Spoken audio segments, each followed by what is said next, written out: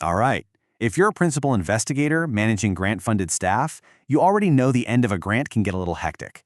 So what we're going to do here is give you a really clear, straightforward guide for handling the end of an appointment. The goal? To make sure you're compliant and the whole process is as smooth as possible for everyone. So here's the big question every PI has to deal with, right? The funding is winding down. You've got this responsibility, not just to wrap up the grant itself, but to the people whose hard work made it all happen. Making sure their offboarding is professional and smooth, well, that isn't just a nice thing to do, it's university policy. So let's get into exactly what you need to do. Okay, here's what we're going to cover. First, we'll talk about why this is so important. Then, we'll get real clear on who does what, your role versus HR's. We'll walk through the specific rules, including one critical exception you can't miss. And we'll finish up with a simple action plan you can use every single time. All right. First things first, let's talk about the why behind all of this. Because this isn't just about bureaucracy or checking a box, it's really about the integrity of the entire process. Look, giving timely notice obviously keeps you in line with university policy. But more than that, it creates a respectful, transparent, and fair experience for your staff members. And honestly, a clean, by-the-book process protects you, your department, and the whole university from any headaches down the road. It's just smart management.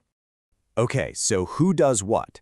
This is a huge point of confusion for a lot of people, but it's actually a really clear partnership. Let's take a look at how this teamwork is supposed to work. Your role here is super simple, but it is absolutely the most critical first step. You have to initiate the process. The second you know a position's funding is ending, your job is to contact HR. That's it. That's your cue. Once you do that, HR takes the ball and runs with it. They formalize everything, prepare the official documents, and deliver the written notice. You kick it off, they make it official. And hey, don't just take my word for it. This comes straight from the official HR memo. It couldn't be clearer. Notices must be written and they must come from human resources. But see that last part? In collaboration? That's key. You and HR are a team on this. Okay, let's dig into the nitty-gritty, the actual rules of notice. This is where we can avoid some really common mistakes. 30. That's the number you got to remember. 30 days. Think of this as the absolute rock-bottom minimum for an official, written notice before someone's job ends. It's your baseline for all your planning. But here's where PIs can really get tripped up.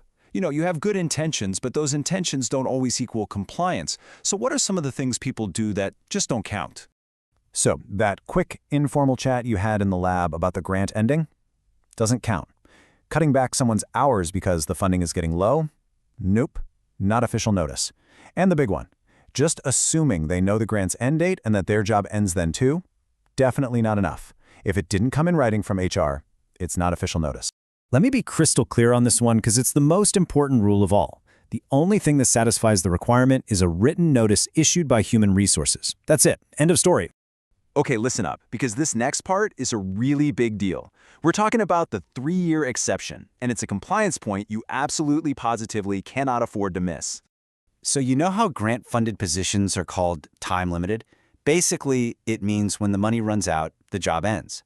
And because of that, you usually don't have to go through the university's full reduction in force, or RIF, process, which is the formal procedure for layoffs, usually. But there is one major exception. And the thing that triggers this big exception? It all comes down to the number 3. 3 years of continuous employment with the university. This is the threshold that changes everything. Here it is. If your grant-funded employee has been working for the university continuously for 3 years or more, guess what? That changes everything. Their separation must follow the formal reduction in force procedures in Policy 23. That's a way more complex process, and it's exactly why you have to get HR involved early so they can navigate it all correctly. All right, so with all that in mind, what do you actually need to do? Let's boil it all down into a simple, actionable checklist you can follow every time. This is your game plan. It's just 4 steps. Number 1. Read your emails. The post-award team sends you closeout notices at 120, 90, 60, and 30 days. They're literally designed to help you with this. 2. The second you know a position is ending, notify HR, don't wait. 3. Do not rely on hallway conversations or schedule changes. And 4. Collaborate. Treat HR as your partner to make sure everything is documented and done by the book. Look, the bottom line is, you're not in this alone.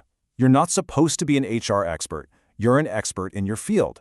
That's why there's a whole team of professionals at the university ready to help you navigate this. So who do you call? Here are your key contacts. The post-award team is your resource for any grant closeout questions. And human resources, well, they're your go-to for every single step of the personnel separation process. You might want to screenshot this. Really, this whole thing is about being proactive instead of reactive. When you understand your role and you team up with HR early, you can manage the end of any grant-funded position with the confidence that you and your team deserve. And that's a wrap. We really hope this guide helps you feel more prepared to navigate the grant closeout process. By following these steps, you'll make sure the process is fair, compliant, and just plain smoother for everyone involved. Thanks for your time.